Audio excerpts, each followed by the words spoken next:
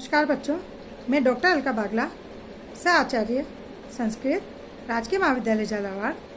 बच्चों, मैंने नीति शतक के मूर्ख पद्धति के श्लोक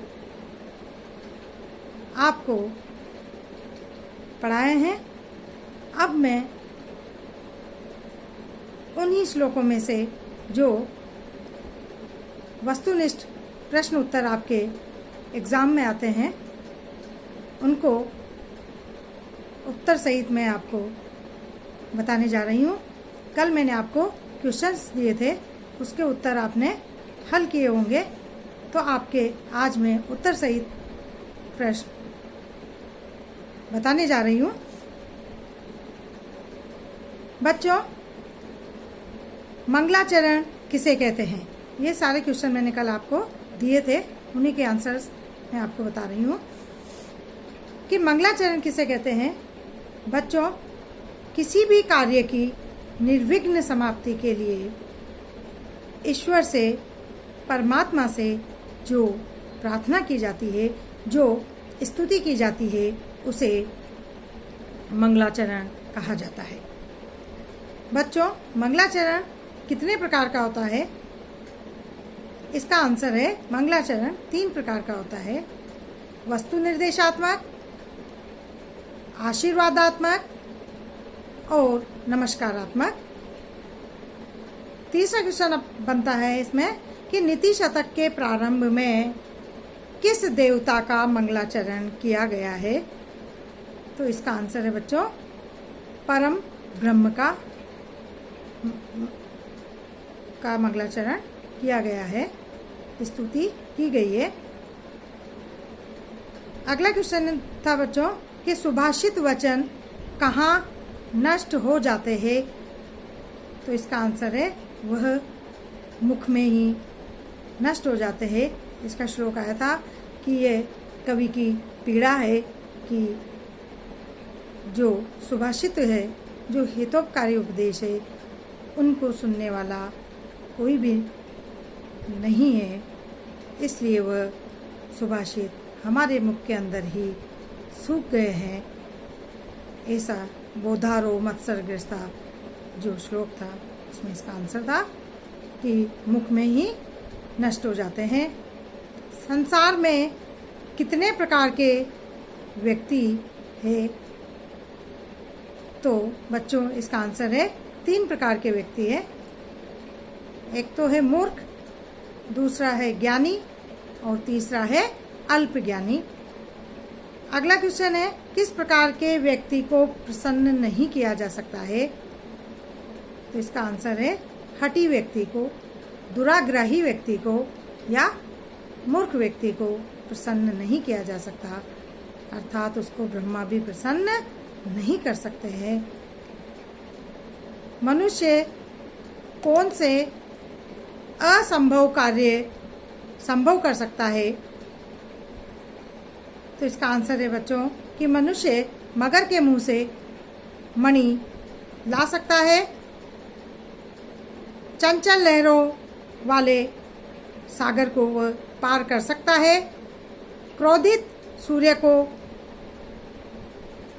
पुष्पमाला के समान, क्रोधित सर्प को क्रोधित माला के समान वह धारण कर सकता है, रेत से भी वह तेल निकाल सकता है, कभी पर्यटन अर्थात घूमते हुए खरगोश के सींग को भी प्राप्त कर सकता है। ये सारे असंभव कार्य हैं, लेकिन यह सब संभव हो सकते हैं, किंतु मूर्ख व्यक्ति को प्रसन्न नहीं किया जा सकता है।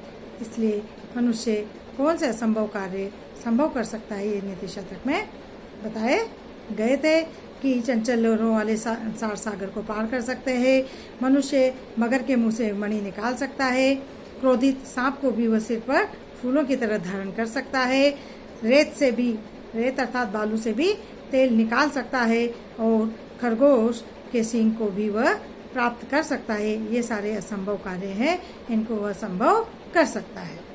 मनुष्य कौन सा कार्य नहीं कर सकता है? अगला क्वेश्चन कि मनुष्य कौन सा कार्य नहीं कर सकता है? तो मूर्ख व्यक्ति को वह समझा नहीं सकता। कौन सा कार्य नहीं कर सकता? अर्थात मूर्ख व्यक्ति को वह नहीं समझा सकता है। अगला प्रश्न है, दुर्जनों को सज्जनों के मार्ग में ले जाने का कार्य कैसा है? अर्थात जैसे कमल नाल के धागों से हाथी को बांधना। अगला क्वेश्चन है, पंडितों की सभा में कवि ने मूर्खों का आभूषण किसे बताया है? तो इसका आंसर है बच्चों मौन। मौन पंडितों का आभूषण है। अपंडिता नाम अर्थात मूर्खों का आभूषण मौन है। मनुष्य अपने को सर्वविद कब मानता है? जब वह अल्प ज्ञानी होता है, अर्थात जब उसका ज्ञान कम होता है और वह अपने आप को सर्वज्ञ समझने लग जाता है। ये आंसर है बच्चों इसका। मनुष्यों का अहंकार कब दूर होता है? जब वह विद्वानों के संपर्क में आता है, जब वह विद्वानों के संसर्ग में आता है तो उसका अहंकार या उसका अभिमान दूर हो जाता है। कैसे व्यक्ति वस्तु की तुच्छता को नहीं गिनते हैं? अर्थात नीच प्राणी, जो नीच प्राणी होते हैं वो वस्तु की तुच्छता को नहीं गिनते हैं। बच्चों, मैंने ये जो मूर्ख पद्धति के 10 श्लोक आपको पढ़ाए हैं, उन्हीं में से ये वस्तुनिष्ठ प्रश्न उत्तर आपको मैंने बताए हैं। अब बच्चों, नीति शतक के जो अगले श्लोक है, जो विद्वत पद्धति के बारे में है, अर्थात विद्वानों के बारे में है, वो मैं आपको बताने जा रही हूँ। तो श्लोक नंबर 11वां निकालिए बच्चों कि शिरः सार्व स्वर्गात् पशुपति शिरस्त क्षितिधरम महिदा तुतुंग गादौ निमौ नेश्चापि जलधिम अधो अधो गंगेय पदम उपगता स्तोकम अथवा विवेक भ्रष्टानाम भवति विनिपात शत मुखम। बच्चों, नीचे वाली लाइन सुक्ति में भी आती है कि विवेक भ्रष्टानाम भवति विनिपात शत मुख, अर्थात अविवेकी जनों की, जिनके अंदर विवेक नहीं होता है, उनकी अवनति शतः मुख सैकड़ों प्रकार से होती है। यह भाव इस श्लोक में है कि कवि कहते हैं कि विवेक रहितों का सैकड़ों प्रकार से पतन कैसे होता है, इसी बात को अभिव्यक्त कर रहे हैं इस श्लोक में कवि भृतहरि कि शिरः सार्वः स्वर्गात् पशुपति शिरस्त क्षितिधरम, अर्थात इयम गंगा महिदात् उतंग गादौ निमु नेश्चापि जलधिम अधो अधो गंगेयम।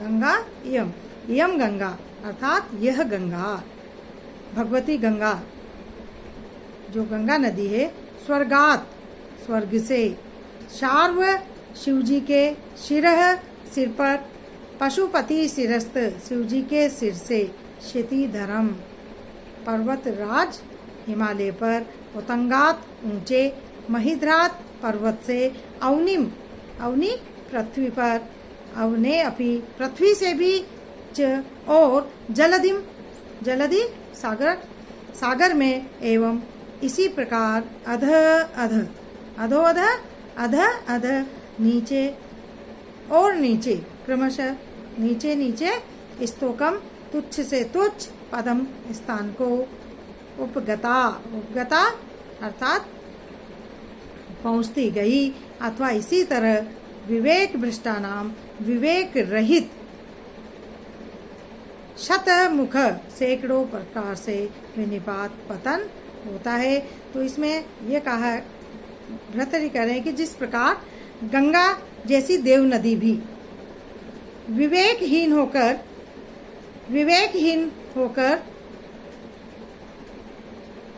उच्च स्थान से निम्न स्थान की ओर जाती है और अपना अस्तित्व खो बैठी, उसी प्रकार विवेकहीन लोग भी उत्तरोत्तर अधपतन की ओर बढ़ते हैं और अंत में सर्वथा नष्ट हो जाते हैं। कहाँ तो गंगा नदी स्वर्ग में थी, वहां से वह शिवजी के सिर पर आई, शिवजी के सिर से हिमालय पर आई, फिर वहां से वह पृथ्वी पर आई और पृथ्वी पर आने के बाद वह समुद्र में जलधिम समुद्र में समाहित हो गई। इस प्रकार मनुष्य को गंगा नदी से शिक्षा ग्रहण करनी चाहिए और पतन से बचने के लिए विवेकशील होना चाहिए। यही बात इस श्लोक में बता रहे हैं कि यम गंगा स्वर्गात सार्व, अर्थात गंगा स्वर्ग से शिव जी के सिर पर, स्वर्गात सार्व शिर, अर्थात शिव जी के सिर पर, गंगा स्वर्ग से शिव जी के सिर पर आई।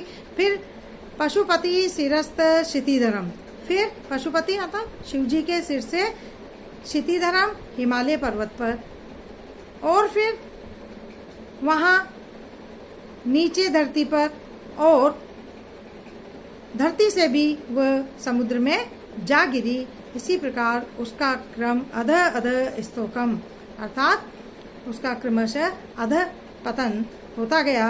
ये उचित ही है कि विवेक भ्रष्टानाम, अर्थात जो विवेक से भ्रष्ट हो जाते हैं, जो अविवेकी जन है, उनकी अवनति शतमुख विनिपात भवति, अर्थात सैकड़ों प्रकार से होती है।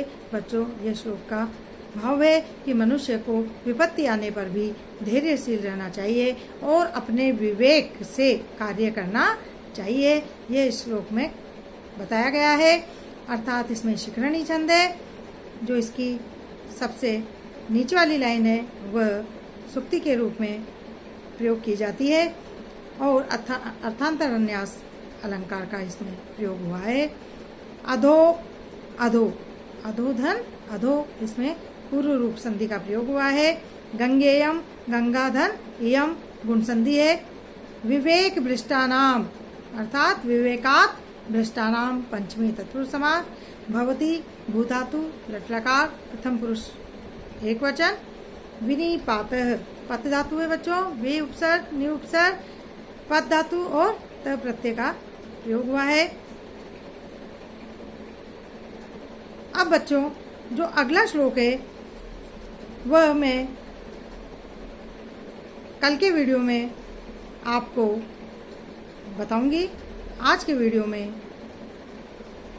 मैंने प्रश्न उत्तर बताए और विद्वत पद्धति के जो श्लोक है उनकी मैंने शुरुआत की है। धन्यवाद।